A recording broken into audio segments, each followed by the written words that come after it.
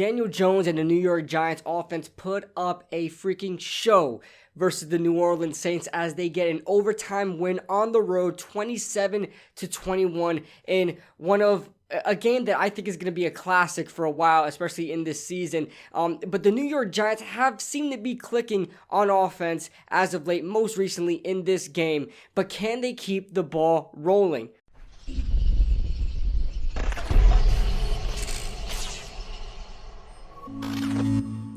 What is going on, guys? What is going on, 27 Squad? Welcome back into another video, and today we're going to be talking a little bit about the New York Giants offense and where they are moving forward. And it's exciting to see this young group start to take shape just a bit, and it's exciting to see Jason Garrett pulling his head out of his behind and actually call plays downfield and helping out Daniel Jones instead of calling curl routes. We noticed in this game, because I know a lot of people were saying, well, maybe Jason Garrett has been calling these plays all the time and Daniel Jones was just dumping off. No, that is absolutely not the case. This was definitely a different game plan than prior weeks that we've seen against the Atlanta Falcons, for example, and against the Denver Broncos.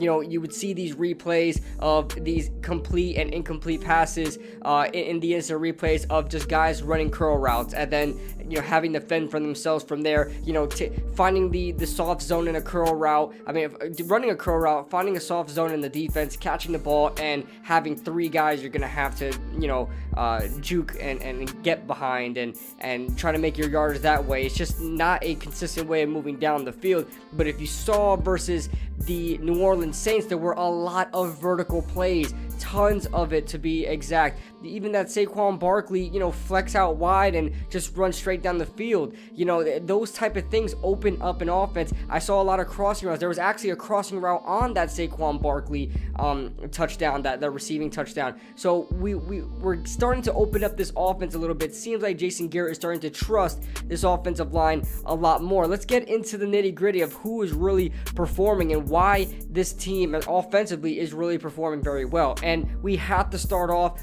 with the team's leader, the quarterback, the man, and who I think is going to be the franchise quarterback of the New York Giants, who I think is the franchise quarterback for the New York Football Giants, and that is Daniel motherfreaking Jones. He had an absolute game. Now, this was definitely the best game he's had since his debut game against the Buccaneers, in which he won that game.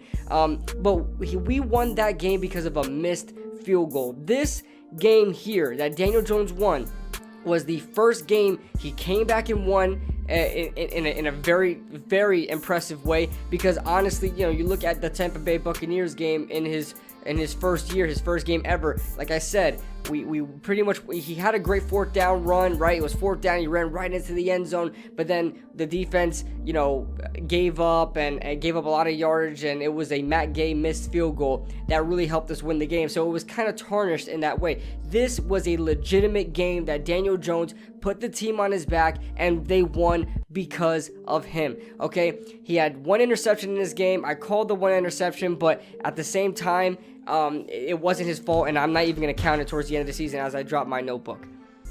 But Daniel Jones had an absolute game. Not only was this the first 300-yard day of his season, it's his first 400-yard day of this season and his career. 402 yards, 28 of 40, 2 touchdowns, 1 interception. Like I said, we don't want to count that interception. He has a 4-to-1 interception to touchdown to interception ratio, because he only has 4 touchdowns to 1 interception. Of course, we want to see more touchdowns come from him, but obviously he makes up for it in the rushing touchdowns, which he has 2 of them this year, and he had a receiving touchdown that was dropped like I think it was 2 weeks ago against Washington, a rushing touchdown that was called back 2 weeks ago against Washington. So I mean, this guy is responsible for most of the touchdowns on this team. And he just did a fantastic job. Even won himself NFC Player of the Week.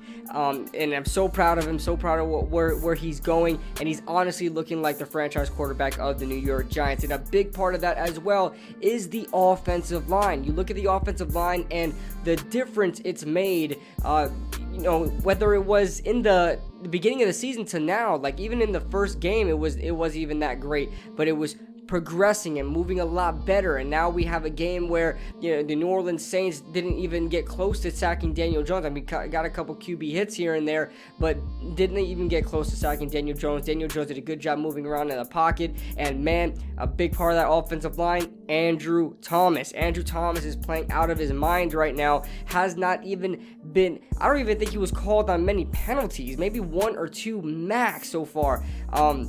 Andrew Thomas doing a fantastic job, has not let up, I think he's let up a pressure, but has not let up a sack yet so far this season through 4 games. You look at, you know, this point last year, he was already allowing a couple of sacks, and we were like, you know, starting to get a little worried, but, you know, Andrew Thomas is doing a fantastic job. You look at the monstrosity of a rotation that we have in the interior of the offensive line with center and left guard, and we're still able to keep Daniel Jones afloat. We're still able to create a nice pocket for him. This whole game, just nice pockets. Daniel Jones had forever to throw. The play action was being set up so perfectly for downfield plays, and it was just exactly what you want to see from an offensive line. It just really makes you wonder, how come we weren't able to see this type of production with all of our starters there? You know, and even when Ben Bredeson and Billy Price were there, I mean, Billy Price is still there, but Ben Bredeson, Shane Lemieux, I mean, how come we weren't able to see that with them in there?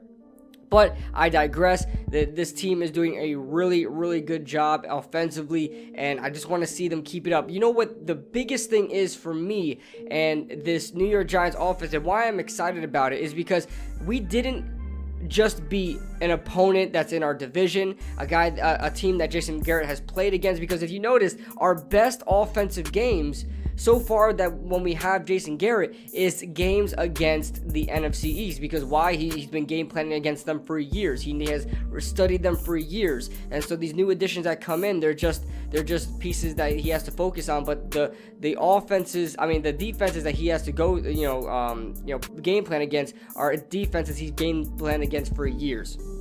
So you look at the Eagles games, you look at the Washington games, you look at the Dallas games. They're all games that we had pretty good offensive days in, and we had a lot of missed opportunities. But like I said, I digress from that. You know, we still were moving the ball downfield and having the defense on their heels in those NFC East games. But this was an NFC West opponent. This was a opponent outside of the division in which we had a good offensive day against. We haven't had that in a very long time. Maybe against Cincinnati last season. Daniel Jones only played half of that game, but he threw for like 213 yards or something like that by the time he got hurt and left that game. So against the New Orleans Saints, I mean, that to me is exciting, that we actually were able to put good offensive numbers of a team that is not the Washington football team, the Cowboys, or the Eagles. Saquon Barkley is getting a lot better. As the weeks go on, he's starting to trust himself a lot more. You see, another spin move here and there. You see another juke move here and there. You see another, kind of a dive inside the tackles here and there. Like, we're seeing more and more of that, of Saquon Barkley starting to trust himself. You've seen a couple of times, like in week 1,